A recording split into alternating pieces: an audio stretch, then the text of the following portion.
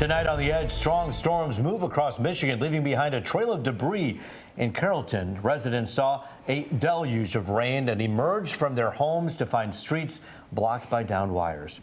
It's one of many communities hit by severe thunderstorms. There are also reports of a possible tornado in Lexington. Well, let's begin right now in Carrollton. Fox 2's Dave Kinchin gives us a look. I heard the crunching, and I was like, oh, wow, you know, just a little hail. And next thing I know, it was like, I was like, what the heck? John Jeffrey was under his SUV doing some work and putting in a new wheel bearing when suddenly the sky opened up and tossed out some nasty storms, leaving him no time to get inside. But it didn't do no damage to my car, thank God. The house is a different story. The storm uprooted a massive tree that came crashing down on his home. Our back bedroom got damage to the ceiling. The ceiling's caving in a little bit. And it took off mostly the overhang. His house was one of several to be hit by what first responders suspect to be straight-line winds that toppled big trees, prompting firefighters who responded from home, by the way, to assess a wide range of damage. As I came from my house, there were trees all over, wires down. We've been on at least 8 or 10 wires down, trees down, besides our normal calls. Wow. And you can see from the damage here, this area is probably the worst. While crews began their cleanup work, John is just thankful he avoided a catastrophe. I think the car saved me, or God saved me, one or the other. Yeah, I was like 9 lives or something. There is some good news. First responders say it does not appear anyone was hurt in these storms. Certainly some silver lining in all of this mess to clean up. In Monroe County, Dave Kinchin on The Edge. Well, good to see the good people of Carrollton are okay and that man's okay. Yeah, and we wish the peace for everybody. As we mentioned, these storms were widespread and extended north to the thumb. And that's where there may have been a tornado this afternoon. Weather Authority Stephanie Mean joins us now with a closer look. Stephanie. Yeah, for sure. We have a lot of storm reports from all the way up in the thumb, all the way down to Monroe County, where Dave has been pretty much all evening. And we still have additional showers, maybe a few claps of thunder developing down near southwestern parts of the state. Nothing severe warned right now, but there is some fairly heavy rain associated with this. And I think moving forward, tonight, overnight, and through much of tomorrow, the potential for some minor flooding here and there is going to be a concern, just because we're dealing with some heavy rain with this, but also potential thunderstorms that do develop heading through the later part of the day tomorrow. Otherwise, heading through the next couple of hours, these thunderstorms will eventually move eastbound there. And then here are some reports from what we saw a bit earlier. Now, this was around 3 o'clock this afternoon. We did have this tornado-warned storm up near parts of Lexington. Now, there is that possibility of a possible tornado with this, quite a bit of damage along the lake there. So they'll go out and monitor and look and survey at some of that damage. Otherwise, the areas down near Monroe County dealing with plenty of power lines down alongside downed trees. And that's where we also saw an additional severe thunderstorm warning earlier this evening. Otherwise, we do potentially have a stronger thunderstorm possibly developing late tonight, overnight, but most of the severe weather, I think, tomorrow afternoon. That will occur. Otherwise, a scattered shower or thunderstorm possible early tomorrow morning. That will contain some heavier rainfall. 67 degrees tonight. Rain chances stick with us well into the day tomorrow. We do have a marginal risk, so a low-end severe weather risk. But we've been having these low-end severe weather risks with quite a bit of severe weather. So just be sure to have a way to get alerts to your phone. Main threats, potentially some minor flooding, damaging wind, and some hail. The main concern with these storms during the day tomorrow. So our Futurecast model shows more widespread rain arriving late morning, early afternoon. That's going to stick with us through about dinner time. And then there's that chance in that main complex where we could see maybe an isolated stronger to severe thunderstorm tomorrow afternoon. Luckily, tomorrow evening, we do begin to dry out. There's that opportunity for a hit or miss shower during the day on Sunday into Monday, but nothing as widespread as Saturday. Now, we could see rainfall totals upwards of around 3/4 of an inch of rain for some spots to around an inch for other spots, especially down near Monroe County. So just be aware minor flooding might be an issue, especially for flood-prone places. Otherwise, 80 degrees tomorrow. Our numbers through the day on Saturday, warming to the low 80s. And we're going to continue to see numbers in the 80s through about Sunday. 85 degrees, scattered shower and thunderstorm chances continue. And we do remain in the mid-80s through much of next week with that daily chance of showers and thunderstorms.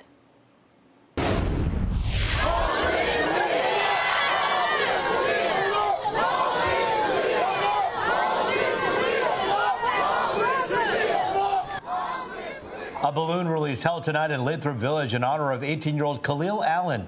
He was shot at a stoplight earlier this week on West McNichols near the Southfield Freeway on Detroit's west side. He was driving to get food. The teen was rushed to the hospital where he later died. Khalil was described as a wonderful kid. He was an athlete through high school and an honors student.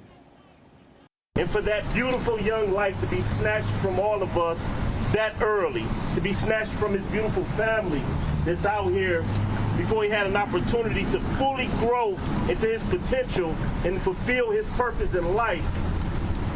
Something that's all too familiar from us or to us snatched them away.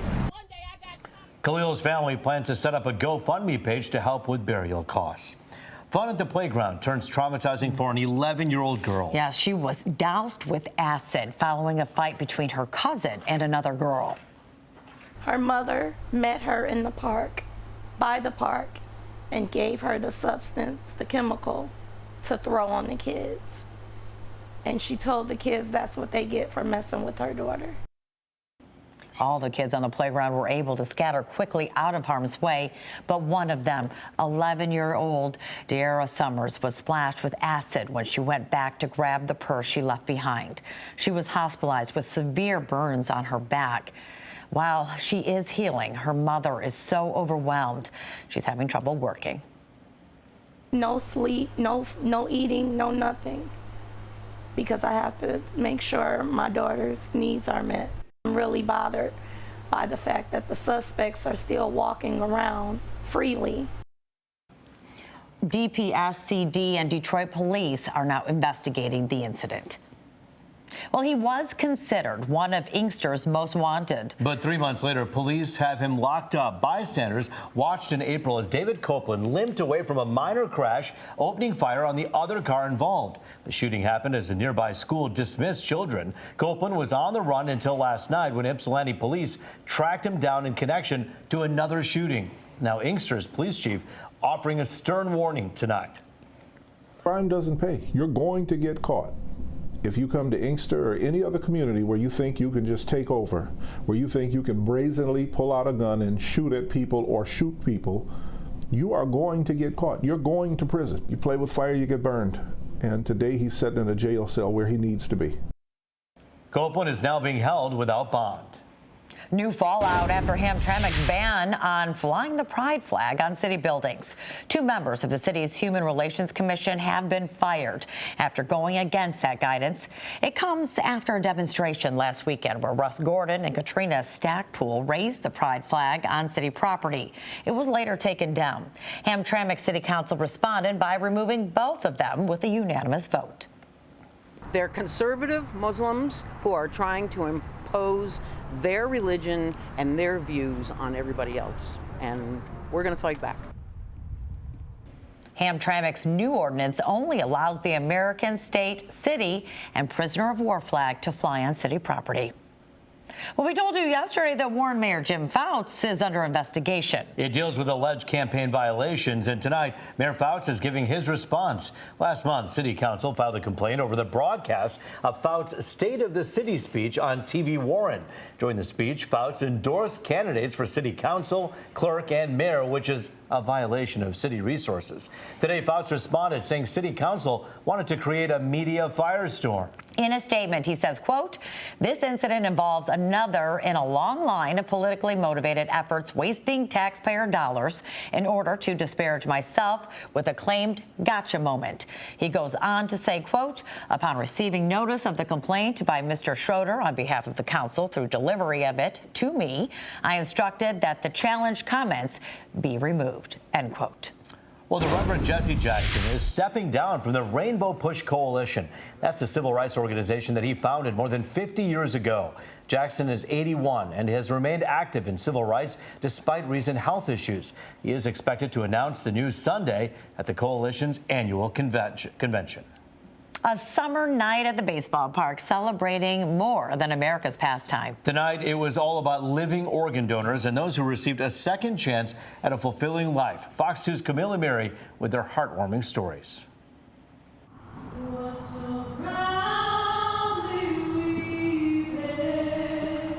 It's Friday night at Jimmy John's Field in Utica.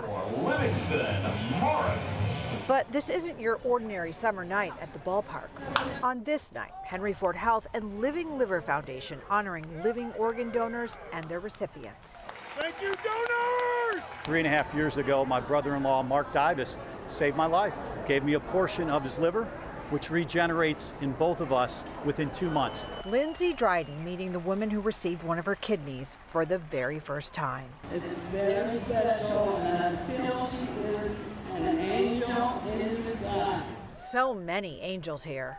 We got married in October of 20, and we had a transplant in May of 21, so it's like, it was pretty quick. Lori was set to donate one of her kidneys to Ken, but at the last minute, it ended up going to a stranger because it was a better match. And Ken received a kidney from someone he, to this day, has never met. I thought, well, sure, if I'm going to give my kidney to him, I'd give it to anyone, I guess, so why not?